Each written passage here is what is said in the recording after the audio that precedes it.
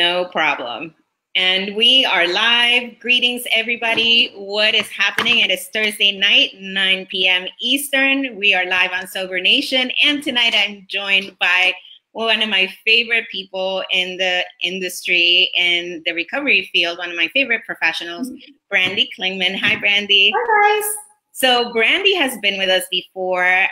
We chatted about Narcan before when you guys did a Narcan demo on the air on your for St. Christopher's.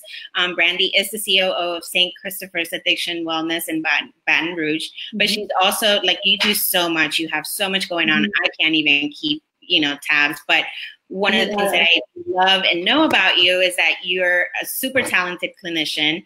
And you are so, like, one of the healthiest people I know, like, as far as like boundaries and like just somebody that I can run stuff by. And I know you'd give me great advice. Yeah. So when we were thinking about this topic tonight, anxiety, we were just talking off the air that, I don't know what's going on, but I feel like a lot of people are dealing with anxiety lately. And I'm talking to my friends, other people who are in recovery. There are just people who are feeling it right now. Hi, Amelia.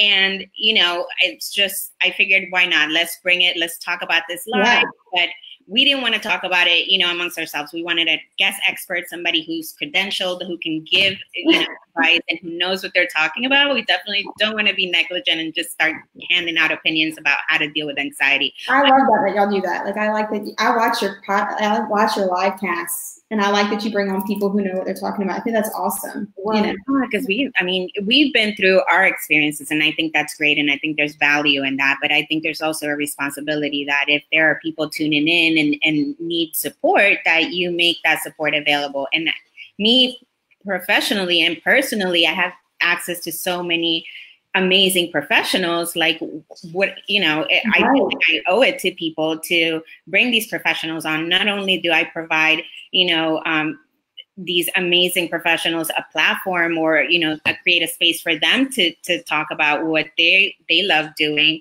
but I also hopefully can connect someone else with the help they may need, or hopefully they hear something that they may need to hear and they get some help. So hi, Rebecca. Hi, Jennifer. So people are starting to tune in. For those of you who are just joining us, we are talking about anxiety tonight, and I am with Brandy Klingman. Brandy, why don't you tell our viewers a little bit about yourself and just, what you do so they know more about you?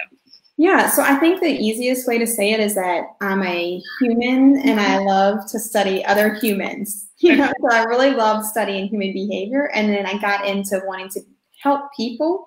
And so that naturally led to therapy. So I wanted to be a therapist. And I loved that so much that I thought, well, one-on-one isn't going to affect a lot of people at one time. That's a long time. I had to see a lot of patients individually. Yeah. And so really what I wanted to do then was to develop programs and of wellness so that we can get more people well over larger periods of time. So now I own a few programs, clinics, outpatient treatment centers. I work at a few and consult with a few. And I train and teach a lot of young professionals and also just people in daily life, kind of like trying to be a mentor and a teacher, a clinician, of how to, manage mental health and how people are people. Like, rather than just being behind the sofa with a white, yellow tablet writing notes on each patient individually, it's just so much easier if we could just let down that guard and as clinicians and be ourselves. So you'll always hear me with clinicians or with patients or individual clients or something talking a lot about all the human experience. You have it as a, one side of the couch, and I have it on the other side. So we were just talking before the video about my husband saying, I am so anxious. So I'm excited to do this video to talk about. I would never be, like, I can't even imagine you as an anxious person. And it's just, this is what we were talking about off camera, the fact that we've been under like really stressful situations together, and I never saw you be under pressure. Like, I've never seen you like super anxious, or I would never think of you as an anxious person. So that's amazing to me that you consider yourself that. And you said something really interesting about that. The fact that, what did you say when we were up there?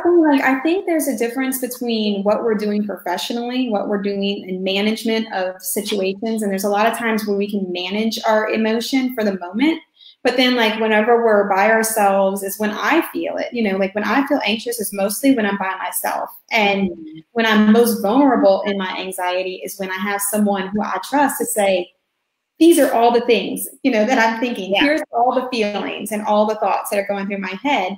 And it might be something completely ludicrous, you know, like that's not at all real, but it matters to me. So it's mostly when it's quiet. And that's when it's time for us to actually feel the feelings. So we manage them in our daily life, like so that we can like go, and I manage it as a human. Like I manage anxiety throughout the day. And I wouldn't have ever put the word anxiety to me. I wouldn't have thought it was anxiety. I just thought I was busy, you know. I'm like, there's just so much things, you know. Yeah. But really it's anxiety, and I go through the day and manage what I have to manage. And then at home, when it's quiet, I have to feel it. So it's gonna come out, you know.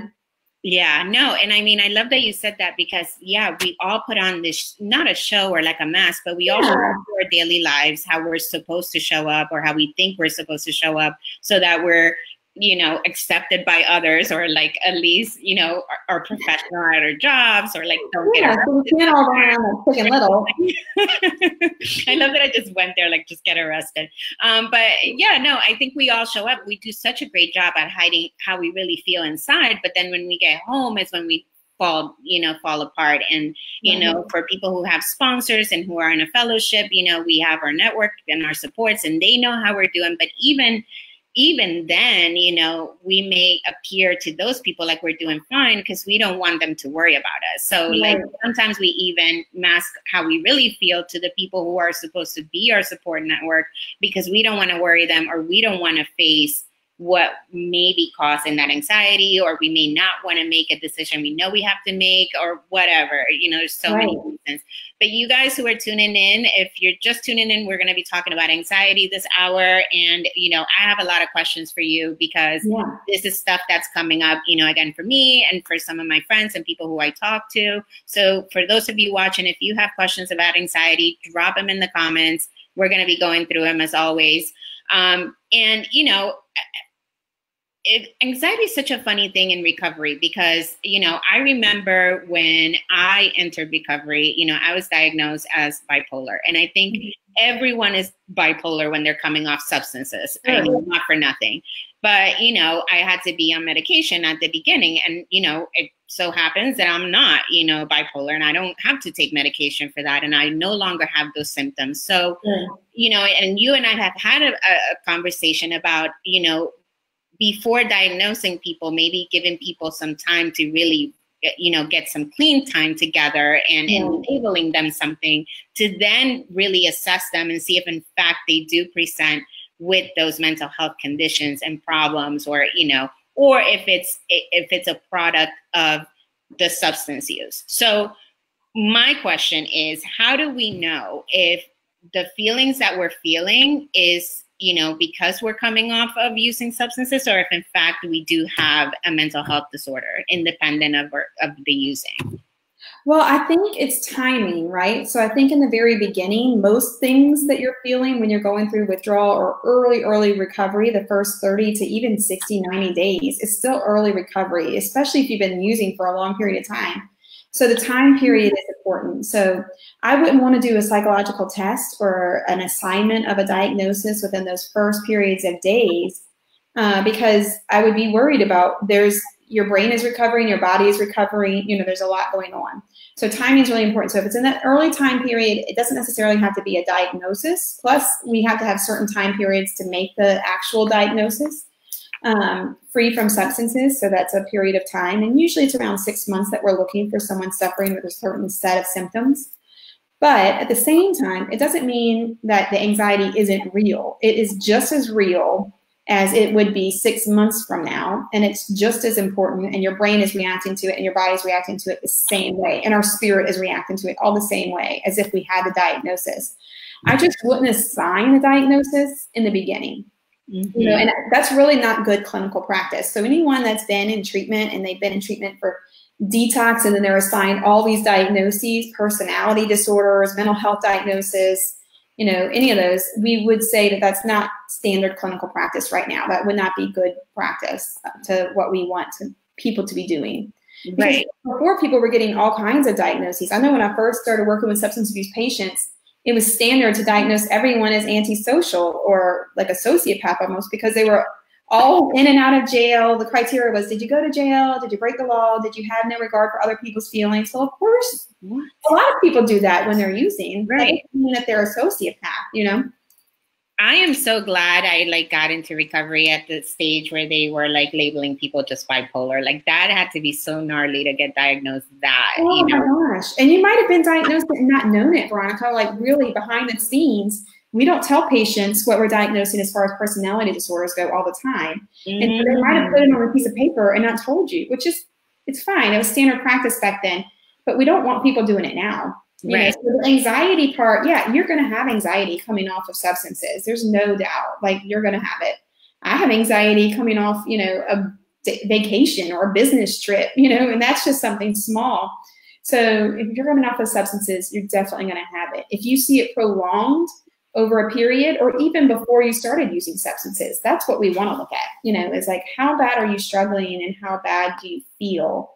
You know, because we don't want people to struggle unnecessarily. That's really what I feel as a clinician. I don't want you to struggle unnecessarily. Right. And it's like when the anxiety begins to affect how you function in daily life, like how like bad, you know, are you able to show up, or how crippling are those symptoms? And I love that you say like around the 6-month mark is what we should be looking at. And we're going to get a little bit more specific about reaching out for help. But really quick, I want to go to the comments because I do see people chiming in. And one comment in particular, Susie says, I am dying of anxiety and recovery. Help.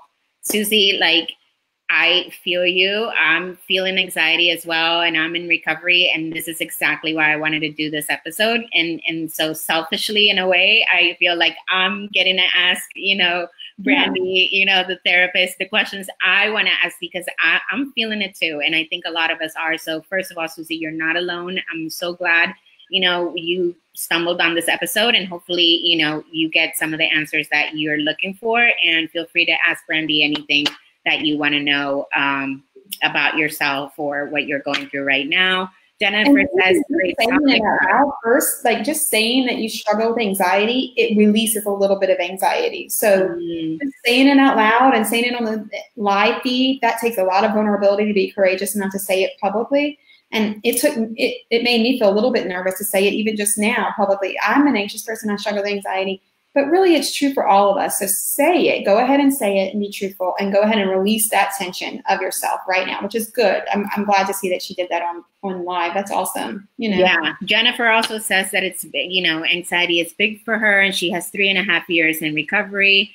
Matt says that he's had, you know, the mental health stuff on top of the substance use. That's common, you know, for a lot of people. And, you know, a lot of people started using to cope with mental health symptoms that, you know, they had never been diagnosed, but they just know they were so uncomfortable, and maybe drinking or using is what helped them feel somewhat normal, you know.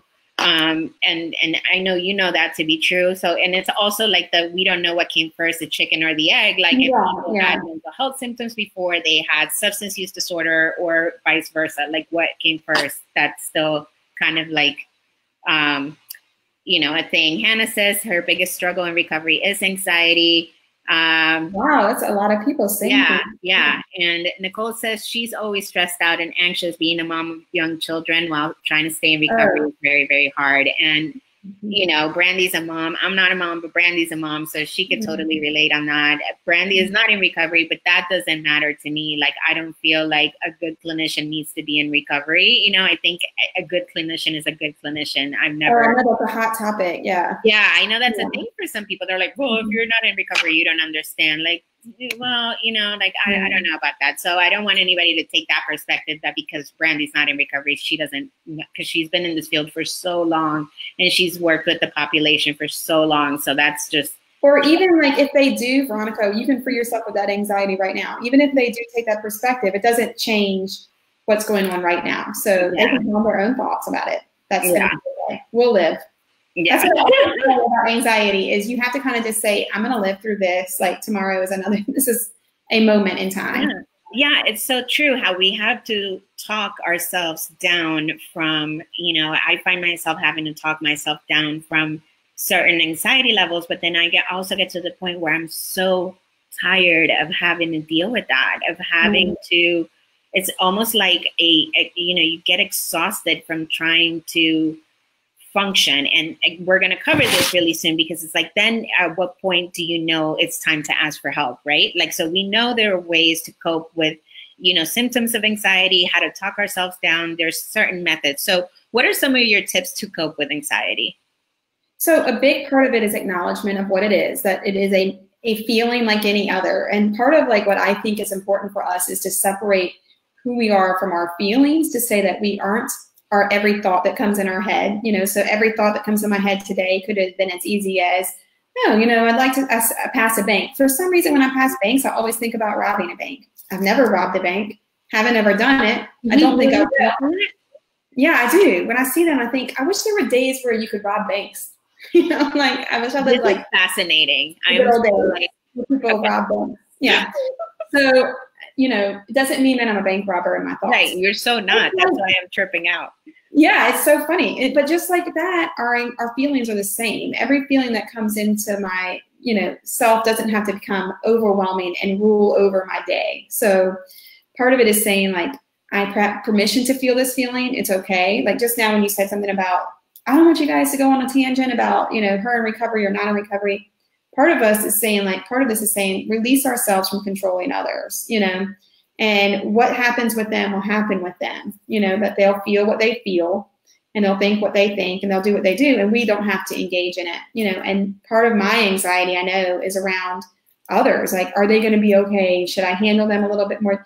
Did I make everybody happy today? Could I do a little bit more for anyone today? Yeah, no, I totally relate. I think part of it is just starting to acknowledge, like, what are the roots to my anxiety? What are the things that kind of trigger me, and getting to know yourself really well with that. And in order to do it, you have to allow yourself to feel it a little bit. You have to become uncomfortable in order to figure out the root of the discomfort.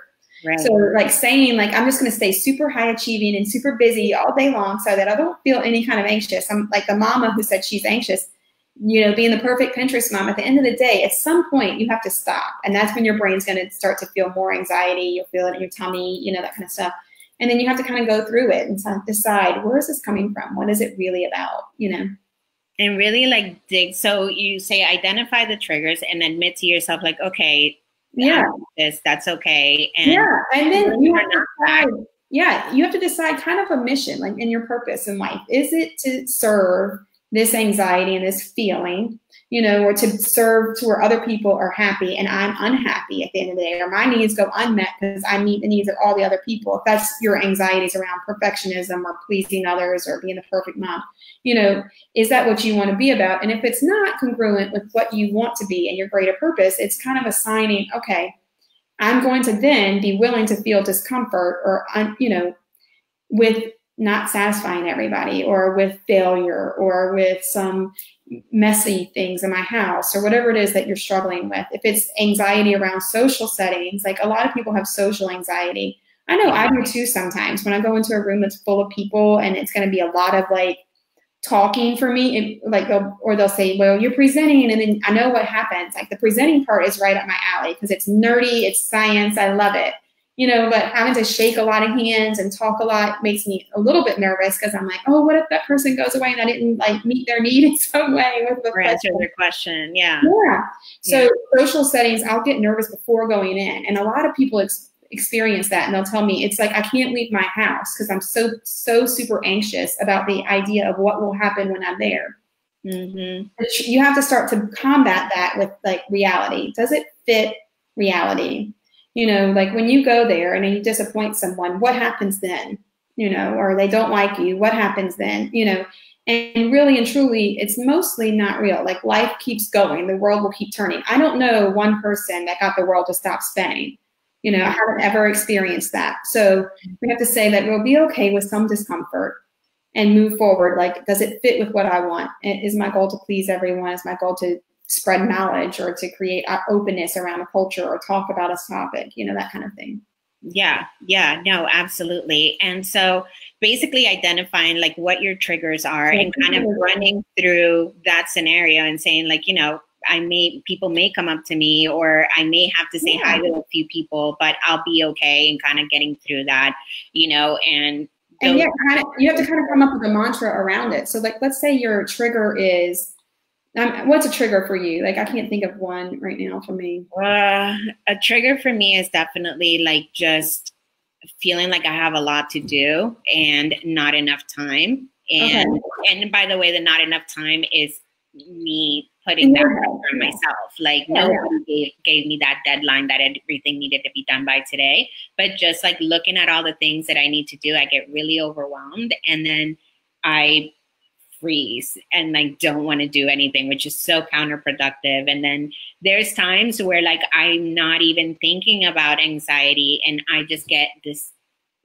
feeling in my chest, like it just hurts, or someone may say something to me, and it may be like news or something, and I feel like somebody just sat on my chest. And that has been like lately how bad my anxiety has gotten, that I'm having like physical symptoms as a result of, and they're not as easy for me to pinpoint, like, you know, again, feeling overwhelmed, like out of nowhere, I'll just get like this feeling. So that's when I know, like, okay, I need to, you know, reach out and, you know, maybe see like a therapist and start talking to someone, because that's not normal for me, like, and what I'm used to like living with. And I'm okay with talking, but I'm getting tired of, you know, going through all the coping skills that I already know and have been working with. So I think now it's time to go talk to someone who can help me, you know, at this new level that I'm at, like help me, like, and give me new tools to deal with what I'm going through. But lately, that's where I've come to realize that that's where I needed help. So how do we know when it's time to seek professional help? Because sometimes, you know, we downplay it, or, you know, sometimes I find too that sometimes with me, if I like assert that I'm anxious way too much, then I'll like feed that anxiety more. So sometimes I don't know if I'm like exaggerating, or if in fact like I'm really having anxiety. So like it's hard, and I don't know if it's something unique to me. I don't know if we all do it, but I know I do that. So how do we know when it's time to seek professional help and go talk to a therapist or something? I think a couple of things. One is you could wait until it starts to impact your daily functioning, or you could do it right away. You know, when you start feeling bad, there's no thing that says it. There's something that says that you have to go to a specialist or a therapist. You could seek help with your support network and your friends, you know, first, the very first day. I think it takes a lot of vulnerability to tell someone the truth. Like, I feel fearful, or I feel anxious, or I feel stressed, or I have these crazy things these deadlines that I'm putting on myself that's making me stressed out, and out of nowhere, I have panic attacks, those kinds of things. Go ahead and tell someone and talk to someone. It doesn't have to be a specialist. And then that kind of releases a little bit, but it's never too early to get help. I don't think that there is it's kind of like someone saying, like, when do we start CPR? How long do they have to not be breathing? You know, and there's no bad time. Let's start right now, you know, and go ahead and get it going. You know, and not wait till it gets really critical. If you could go ahead and start it ahead of time, we can kind of get ahead of it. And that's either with a therapist or with a friend. If it starts to really impair daily function, where you find yourself where you're not wanting to leave the house, or you're stopping things that you used to do because of the anxiety, that's a good barometer for you to know that things have started to change in your life because of this symptom. And so we want someone to get into that right away and get into some kind of treatment to help them, whatever that looks like for them, whatever treatment looks like for them. It might be a walk in nature, or it might be a therapist, but it's certainly going to be something different that makes a positive change for them, you know, with this presentation. You know, so I think that's really, really important. And I think like part of it's going to be the therapist is going to give you some skills on what works for you. So sometimes breathing works for people, and sometimes muscle relaxation, and sometimes reality checking. You know, it just depends on what kind of person you are. So like just reading a book isn't always that helpful, because it may not speak to you, and it may not be able to get to your language. You know, it may be written specifically for that person who wrote it, you know, whereas a therapist should be able to go, let's try Avenue A. Does that work? Does CBT help? Does DBT help? Does anxiety coping skills help? What works for you? And let me be able to navigate with you what's going to help you, you know? Yeah. And that's exactly, you know, because again, being at that crossroads myself, like I know, you know, my friends and my support network, they don't have those skills, you know, they don't have, you know, they're all great friends, they're all really supportive, and they all do the best they can, but they don't know CBT or DBT and don't have, you know, all these tools that they've learned throughout the years. And you know, you also, like, I also don't want to burden them, right? Like, I want somebody, like, I almost want to pay somebody. I'd rather pay somebody and put the burden on them. And it's like, you have to listen to me, than to call my poor friend and be like, oh my God, I'm so anxious yet again. So let's go to the comments real quick.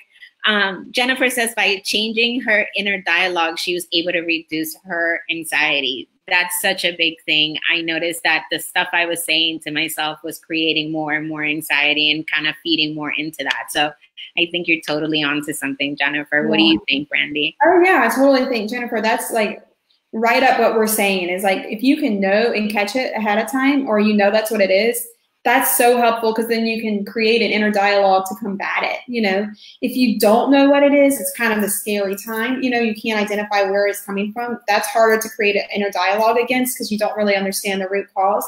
But like Veronica, when we asked her a trigger, right away she was able to, you know, identify. You were able to identify immediately, you know, that creating these work deadlines and the feeling of like, and I bet it's not just work, because I bet you're just like me, girl. Like, we just like have all these things in our head that's on the to-do list. And I know right when my eyes open, I create a to-do list against my own consent. I'm getting these to-do lists against my will. Yeah.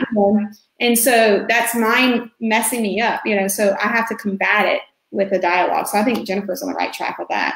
Yeah, no, you're so right. When I wake up, I'm already like, what's going on today? Like, oh man, I have like all this stuff happening, and already like the anxiety before I get up, the anxiety, or like the inner dialogue starts going of like, oh, you have this. And then it's funny. And that's why we're like, I want to explore DBT, and we're going to talk about what DBT is and these initials that we're throwing it around in a little bit. But that's why I want to work with someone that has, you know, experience with DBT, because I want to see how I can change some of that inner dialogue. And I want to go through some of those, like what is really happening there in that conversation that I'm having, and like, why is that coming up, and why is that a thing, and how can I reframe that conversation? And right now, I don't have the perspective I can't get myself out of it enough to come up with those answers. And that's why, like, I need somebody with like more skills than me, because I don't have the perspective to come up with like a new story to tell myself. Or so many people are like that. And Veronica, I get like that too. I have to talk to someone outside of myself to say, like, you know, put me into perspective, you know, and it really does have to be someone who's strong enough to confront it, you know, and who isn't so worried about prancing around my feelings too, which sometimes our friends or family do that. Yeah. You know, they want to tell you positive things. They want to tell you it's going to be okay. You're going to be okay. Don't worry about it. I know a lot of people say that. Don't worry about that. You shouldn't worry about what they think or what that's going on. It's going to be okay. And really, that's not that helpful. Even though I know they want it and they mean it intentionally to be helpful, it's not that helpful. So advice giving isn't helpful. You know, what's helpful is understanding really the root of it and how to best manage it for you. You know, and some of that is going to be some acceptance of that we are going to be humans and we have anxiety as humans. It's just, how do we have it in a healthiest way for us? You know, how do we manage it most healthy? Yeah, I love that. Yeah, I love that Jennifer said that, because I love an internal dialogue. I love a positive mantra to kind of tell yourself, you know. Yeah, and then we have Debbie asking, when do you turn to medication? And we're going to get there. Like, that's 2 questions down, because I want to go through kind of like the process, right? So like, we know, okay, this is now it's time for me to go talk to somebody, right? Yeah.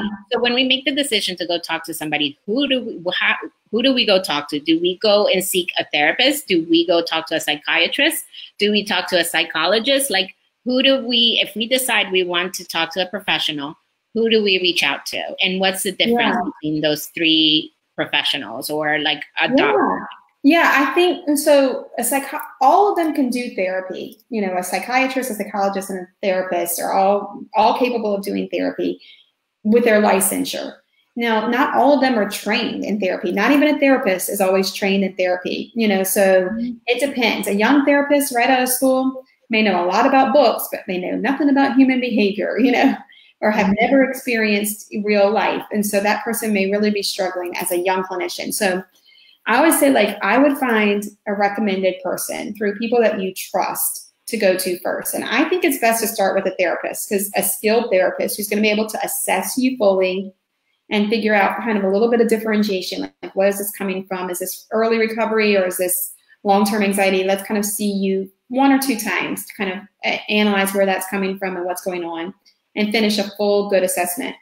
And then after that, like I tell people, if they've seen me 4 to 6 times, which is about a month to a month and a half, if they've seen me in session for 4 to 6 sessions and we're not seeing improvement, significant improvement each time, or things are getting better, then I may refer them to a psychiatrist, someone who can possibly do medication. It may not be that they need medication, but I'm going to get them a link with someone else if they're still having marked impairment, where they're like feeling the symptoms so badly that it's disrupting their daily routine. I'm going to not let them suffer longer than that without saying, okay, look, we've done all these things. We haven't seen progress. Let's see if you can get an additive, and that might be for a small amount of time. And I also try to stick to anything that's non-addictive. You know, like I don't think that we want to take anything that's abused. It could be an atypical type or Eastern medicine where you're doing like acupuncture and yoga and therapy, that kind of thing. So whatever works for them. But we're going to definitely do something within that first, you know, if they don't have any relief of symptoms, if you don't show any relief, we're going to do something at least after 6 sessions, you know. Okay, so that's when you would turn and say, like, medication, you wouldn't do medication right away, or like refer. Yeah, I wouldn't do that right away, and I wouldn't even do testing right away. A psychologist is someone so a therapist is kind of either a caseworker or a counselor, is someone who's got a license as a marriage family therapist. Those kinds of people are typically therapists, that they have a master's level degree, they're trained, they're clinicians in the field. Not everybody's trained equally. Of course, we know some therapists are really great and some therapists aren't, you know, just not great. So you got to find someone that's good and recommend it. A psychologist is usually a doctoral level PhD person who's able to do, they really study a lot as far as testing goes for psychological testing. So they're going to be doing more screening and paper kind of inventories on you. Let's see what's going on. I think that's really helpful because it helps like set a tone, you know, for where we're going. And then a psychiatrist is usually a medical doctor. So they've gone through med school, they know how to do medications. Some psychologists do, but all psychiatrists do. So you're going to get medication management usually with psychiatrists. Around here in Louisiana, where I am, psychiatrists aren't doing therapy. They're doing medication management mostly because that's what they have time for. You know, there's so many patients and so few doctors. So that's what they're doing, you know. Yeah, no, I think here in Florida is the same thing. You know, like psychiatrists are like, you know, just doing medication management. You go to a psychiatrist for that, but then it's recommended that if you're taking medication, that you're also doing therapy. And we've seen that to be more effective, like combine medication with therapy. So someone who's going to see just a doctor for medication, they may have a 15-minute session and they may feel better. So they may think that that is therapy, and it's therapeutic, but it's not therapy. You know, it helps, but it's not therapy, and it doesn't replace therapy. So medication alone isn't as effective as therapy and medication together, or just therapy alone. Right. Right. Because I also know that people go to their family doctor and, you know, the family doctor may put them on antidepressants or or something that they don't know, like it's not a specialist in psychiatry. Yeah, just a regular practitioner. Or they may put them on something addictive and not be paying attention to that, you know, which is really dangerous. And a lot of psychiatrists can do that too. You just have to let them know ahead of time that I'm in recovery. I don't want to take anything addictive. And really and truly, a lot of us know what they are, like what the medications are that we can't take. Oh, yeah. It's our responsibility to tell the doctors that too. Right, right. I agree. I think that with doctors, with any, you know, healthcare provider, you have to be upfront as far as like, you know, what you can take. Just like when they ask if you're allergic to any medications, like, yeah, I'm allergic to narcotics. I'm allergic to penicillin, and, you know, just like everything else, you don't have to like make a big deal out of it or feel ashamed. You're just allergic to it. And you know, if you don't feel comfortable disclosing anything else, like, but be upfront so that way they're mindful and they prescribe accordingly. So Debbie, I hope that answered your question as far as like when to turn to medication. And so when we are looking for a therapist, or let's start with a therapist, like what questions? So you said, okay, like if we get a referral from a friend, but getting a referral from a friend, like I'm always like skeptical about that too, because then it's like, how do I know? And I know that there's ethics in that therapists cannot disclose what they discuss with you in a session to your friend or whatever. But I also know that therapists talk, you know, in treatment team meetings, and even not in a gossipy way. They sometimes go to other professionals with this that they don't know how to manage. So I always get, you know, a little nerved out getting, you know, recommendations from friends or things like that. So if you don't have a friend or no one can recommend someone, what questions, how would you go about finding one? And what questions would you ask, like, to make sure you're getting somebody that can fit your needs?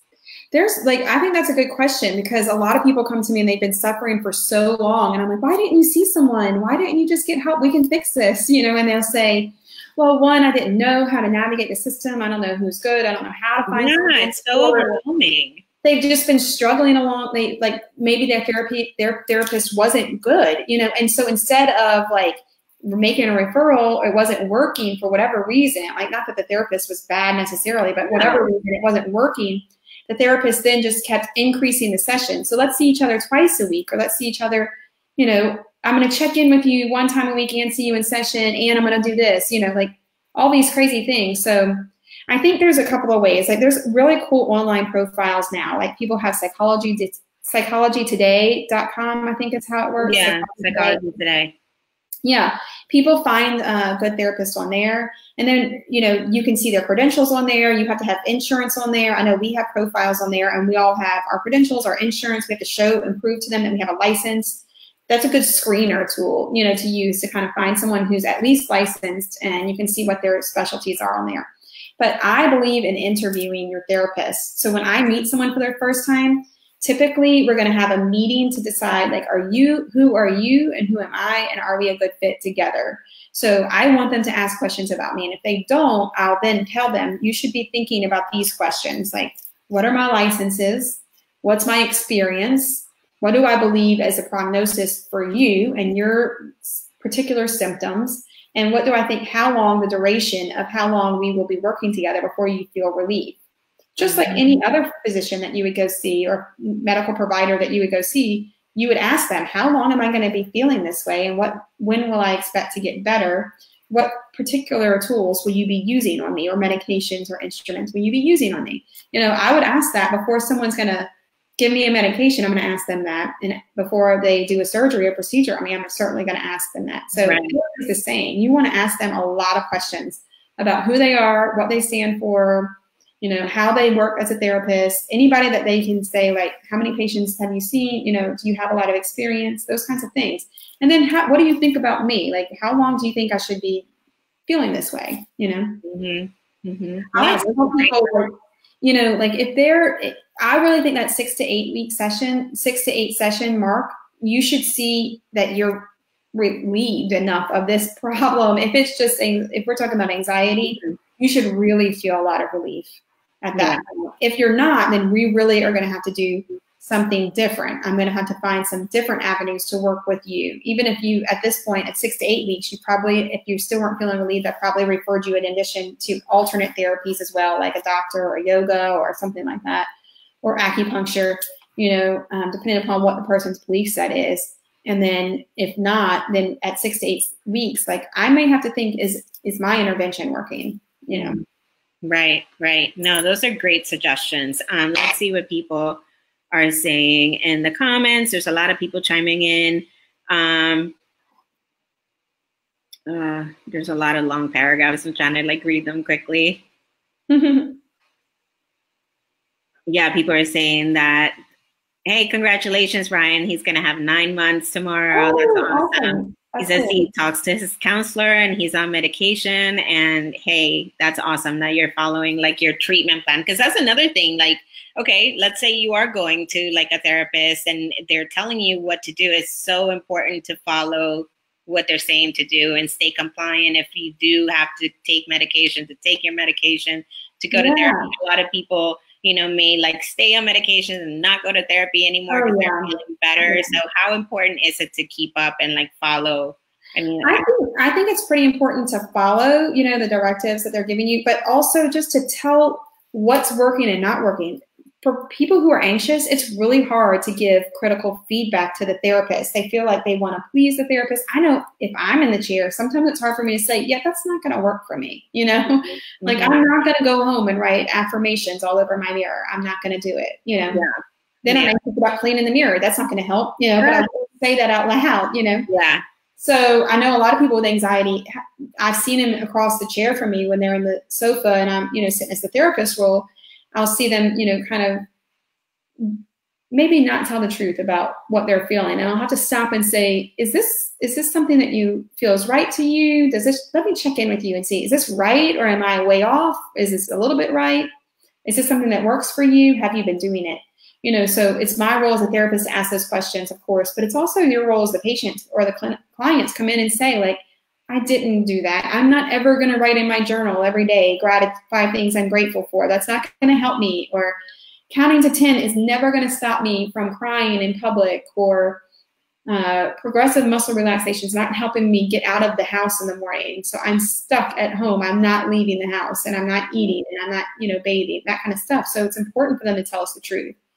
And I know that it's hard for all of us, but with anxiety, it's even more difficult. Yeah. Yeah, no, that's so true. Because then, you know, we don't want to seem like we're not being compliant or like we're not willing to try. And, you know, and I think that that's when you figure out whether or not you can work well with a therapist is like whether or not they hear you. Because then there's also, you know, the professionals are people too. So, you know, if they're not hearing you and like working and you're not gelling, you don't have to stay with that person. Like if you've had enough sessions and that's not working, then you can move on and find somebody else. Like you said, you've met so many people who have been stuck with like a bad therapist and they didn't know like what they just felt like it was them or they had to keep going. So yeah, so I think that's so important. Yeah, I totally agree. Yeah, and let's see what else. So people keep, you know, if you have any questions for Brandy, go ahead and ask them. And hey, I see Karen saying, why is crying in public bad? It's so not, Karen. Like, I don't think it's bad. I think that that particular person I was referencing was like, just had a problem with it. She just didn't like the idea that she couldn't go out in public without getting nervous and crying, you know, so it's to each their own. You know, you like crying in public, you go for it, girl.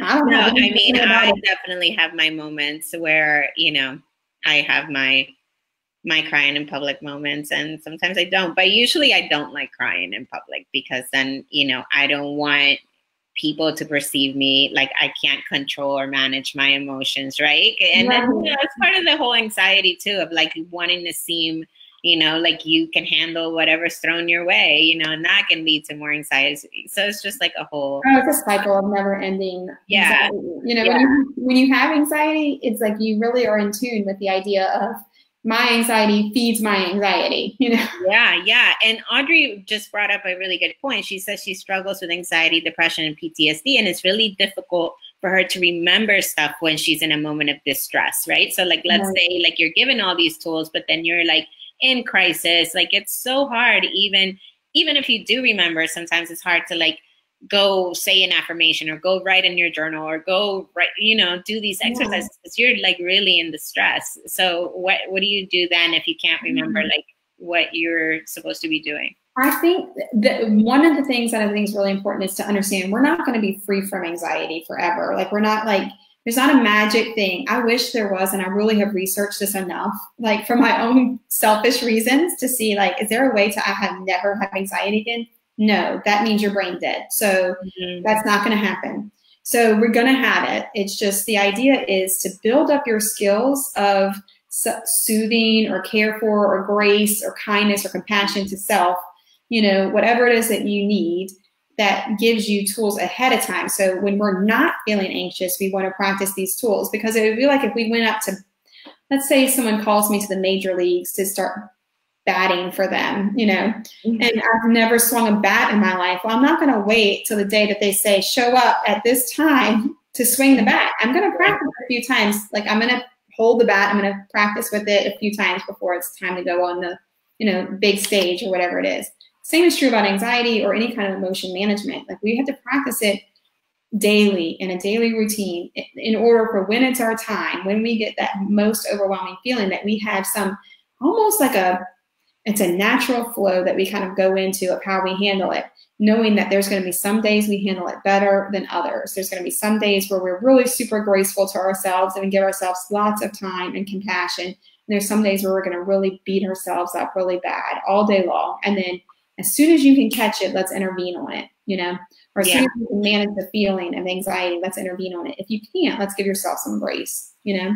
Yeah, no, I like that as far as like the practicing and just remembering like we're never going to be free from it, and like not feeling feelings is not the point. And it's funny because it's not funny, but I know for me, like I hated and I still hate feeling feelings. And that's exactly why I'm in recovery, because I didn't want to feel feelings and I found a way to not feel feelings, right? But that wasn't the way to manage that. So and, you know, and again, there's always levels, and it doesn't matter how long, you know, you have been in recovery. Like it just may be like you may be having anxiety because there's new stuff going on in your life or whatever may be going on. Like I love that you reminded me, just because even though we know that, like that's such common sense. Like, I don't know, like for some reason I'm like, oh yeah, that's true. Like I'd be dead if I didn't feel like the anxiety I'm feeling or something, you know? Yeah, anxiety, really part of it. I like acceptance and commitment therapy. It's called ACT. I love it because it says kind of like we are free. We're going to have feelings and thoughts that are beyond our control. And there's some acceptance that has to take place that this is a part of normal behavior of your brain. That it's going to have some level of anxiety here and there.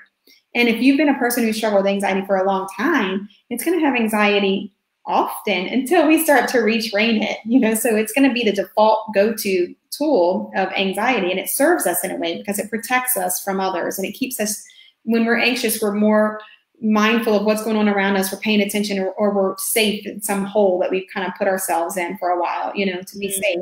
So it serves a purpose. So if you think like your anxiety is unique, that there's no one else, we all struggle with anxiety. Everybody should have that ability to feel anxiety, you know, but it's how do we manage it when we feel it, you know, and giving yourself like another default to go to for anxiety, or also for when things aren't going the way that you would hope, you know.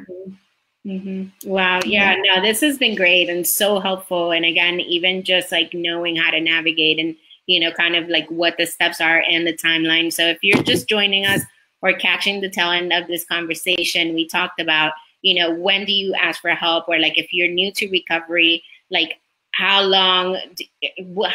can you tell if what the feelings of anxiety, if it's because you're just coming off a substance, or if in fact you're like really having like a mental health disorder or like symptoms of mental health diagnosis or something, right? So the timeline was like around 6 months for you to tell, like if you've been in recovery for 6 months and you're still experiencing a lot of the symptoms, like it may be more than just the coming off of the substances. Is that correct? It was, yeah, if you're still having symptoms around 6 months, so in that in between doesn't mean that we're not going to treat the symptoms. You should be getting treatment for the symptoms of anxiety or depression, because a lot of times, like different, you know, whatever you're coming off of, you're going to have different symptoms. So, but it's normal to have anxiety and depression coming out of the detox off of substances. But the 6 month mark is, and you should get treatment during that time. But the 6 month mark is kind of to say it. Now we say, okay, it's about a disorder now. So we're saying, okay, you had symptoms of anxiety, and now you have maybe an anxiety disorder, you know? Okay, cool. And then after that, like you should continue, like, let's say you're not seeing anyone and you want to ask for help, talk to friends, maybe like to recommend a good therapist. Like who should we ask again? Like people in our network? We talked about like, you know, either is fine. Like you can ask your friends or kind of feel out your friends and see if that's helpful and that's enough relief for you. And if it's not, then really it's time to seek professional help. If you've been suffering for a period of time, it's starting to impact you daily, I would say go ahead and get professional help. I don't ever advocate saying don't ever wait to get professional help. Don't do it. There's never too early of a time. I think you can go anytime and just stop in and get some relief, you know, whatever that looks like for you. If it's a traditional therapist who sits and talks, or if it's, you know, CBT or DBT, that kind of therapist, or if it's just like yoga and therapy at the same time. I have a really good therapist that works for me that's a yoga instructor too. And they do a class, you know, she does classes at different places on just wellness, you know, so it's yoga and mindfulness at the same time. And that's really therapeutic. What are the best modalities? Because CBT and DBT we've been throwing around, and one is saying what they are. Yeah, so CBT is cognitive behavioral therapy, and DBT is dialectical behavior therapy, and then ACT is ACT, that's acceptance and commitment therapy. There's so many others. There's system-centered therapy. There's EFT. There's so many therapies that you can like just throw out acronyms for, and I'm really privileged in that I've been able to train in a lot of them and see what they are about and like get a feel for what works for me as a therapist, but also understand them enough to work with the patient on what works for them. You know, but I think it's really important that you ask your therapist what's right for you. So if you're really cerebral kind of thinking kind of focused person, mostly live in the mind, you know, rather than in emotions, that person may really work well with CBT, cognitive behavioral therapy, because that's really how to restructure your thoughts. Okay. How to restructure what we're thinking and change how we behave off of how we think. You know, whereas DBT is really focused a lot on someone who's highly emotional, who lives in kind of an emotional state, who whatever they're feeling is kind of how they're doing, you know. So that's a really helpful intervention for someone like that. And it's on how do we manage our emotions? And it's by stepping a little bit away from our feelings and into our mind, a wise mind, you know. And then ACT is kind of a middle of two. It's kind of, it has some CBT and it has some DBT features, and it's kind of right in the middle of like, how do we know what we're feeling? Let's get really mindful about what we feel, and let's accept the parts that we can accept, and let's take a commitment or make a commitment to change the parts that we can change. You know, so it's kind of in the middle. I like that a little bit because it helps. It's got some real practical patient tools, you know, and patients tend to like it. You know, when you give them really something hands-on that they can grab onto and work with, you know. Yeah, and I think that's really important, you know, for therapists to let the patients and or clients have like a little win, right? Like I think that helps motivate people to keep going to therapy and to feel good about themselves and say like, okay, I can do this. So like I'm an advocate of like, you know, people having wins, you know, and that transaction. Just I think it's a huge motivator for us to keep wanting to show up for ourselves and to say I can do this, because you know sometimes it can just seeking help and getting help and going through everything you need to do to get that help for yourself can also be exhausting. So it's nice to work and click and you feel like, man, like I'm getting this, I'm finally getting some relief, this may work, and especially that you're not alone. So, you know, I'm glad people showed up for this episode and people related to it, and I'm glad just seeing myself that I'm not alone, that there's other people out there that are feeling a lot of the anxiety I'm feeling lately. And so I hope that, you know, you guys found this episode helpful. Again, if you have questions, drop them in the comments. Brandy, how can people connect with you? Where can they find you if they want to reach out and keep talking to you about it? Yeah, we have a lot of videos that we've done on our business page or St. Christopher's. It's STC Addiction Wellness on Facebook. We have a lot of videos. We have actually a few about anxiety where you can kind of go through and talk about. There's a CPR for anxiety, which I've done a video on that. And then I speak a lot around, you know, anxiety about that. So that would be a good way. Go on St. Christopher's page. I try to be as active as I can on social media. It's something I forget about, actually. So I'm not one of the people that really loves like social media. So I forget about it. And then I'm like, oh, okay, that's right. Comment on people's things. Don't just scroll through mindlessly. No, I'll get back on there. So I try to be as active as I can. So people can go ahead and comment on those or send messages to that at St. Christopher's. I am so happy to reply. I have another page, Legacy Behavioral Health. It's another office of mine, and I'm active through that too. So I really reply to as many people as I can. Like I like replying back. And I like tough questions. So I like when there's a debate that someone has they disagree with me in some way, and I like to hear it, you know, so I enjoy that.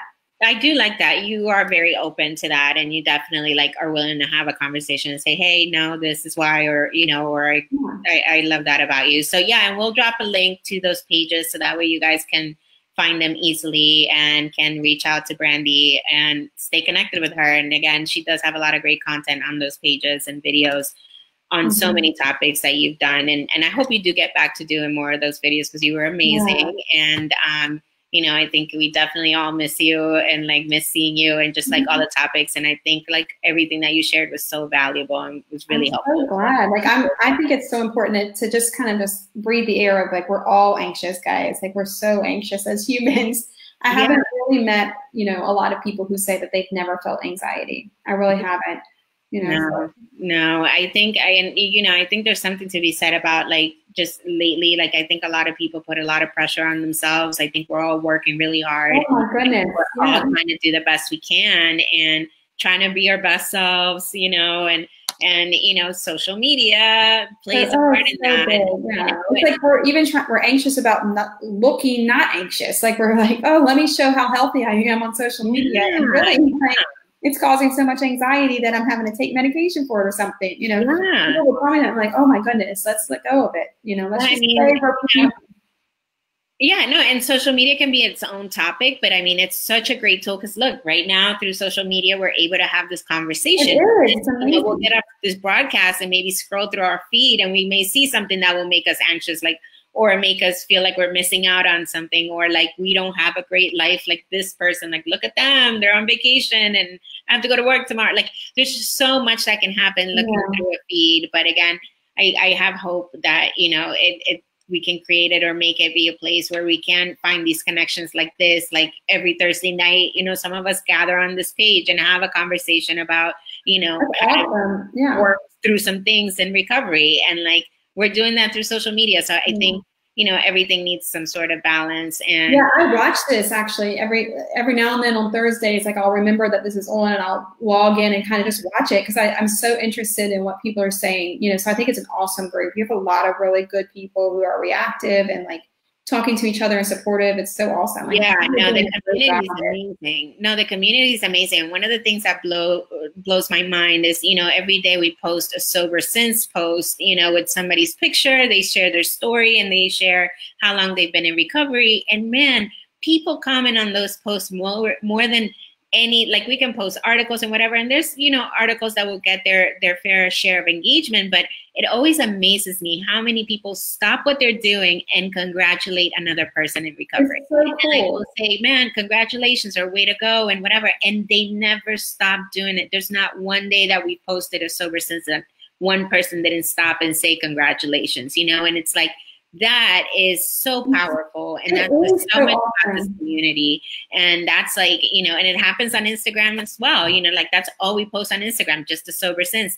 And you see like all these comments and they're all strangers to each other, but they show up and support one another. And I think that that's the beauty of like this community. And that's why like, I can't say enough good things about it. So.